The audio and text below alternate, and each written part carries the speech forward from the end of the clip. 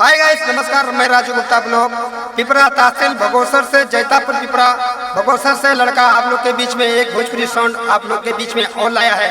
तो ज़्यादा प्यार दो, आशीर्वाद दो और जब तक लिए गाना सुनो। जय हिंद, जय भारत, वंदे मातरम।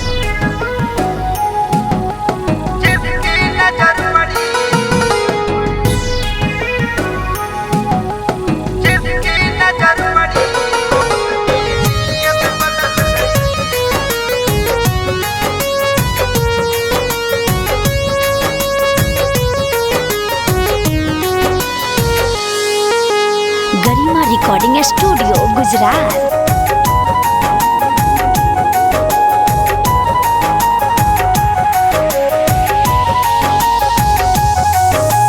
एक पल जो मेरे सीने से ओढ़नी फिसल गई, एक पल जो मेरे सीने से ओढ़नी फिसल गई, एक पल जो मेरे सीने से ओढ़नी फिसल गई, एक पल जो मेरे सीने से ओढ़नी फिसल गई, एक पल जो मेरे सीने से ओढ़नी फिसल गई, एक पल जो मेरे सीने से ओढ़नी फिसल गई।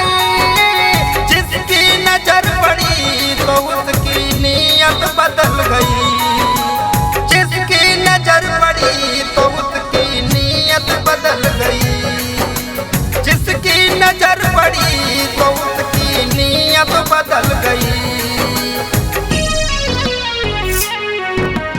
जिसकी नजर पड़ी, जिसकी नजर पड़ी तो उसकी नीयत बदल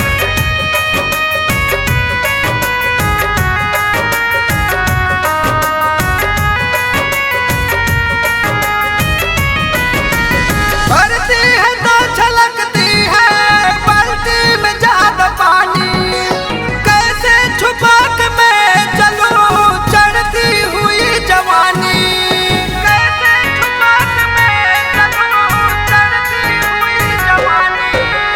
भरती है तो छलकती है, बाल्टी में ज्यादा पानी, कैसे छुपा के मैं चलूं चढ़ती हुई जवानी। 18 बरस की होकर, 18 बरस की होकर साँचे में ढल गई हूँ, 18 बरस की होकर साँचे में ढल गई हूँ। जिसकी बड़ी नजर तो उसकी नीयत बदल गई, जिसकी बड़ी नजर, जिसकी बड़ी नजर तो उसकी नीयत बदल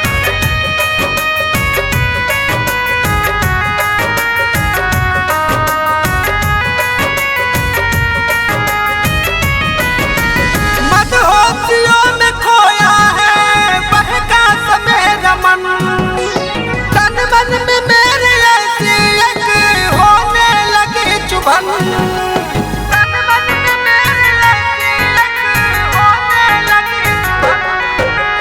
मदहोशियों में खोया है बहका सा मेरा मन, तन मन में मेरे ऐसी एक होने लगी चुभन।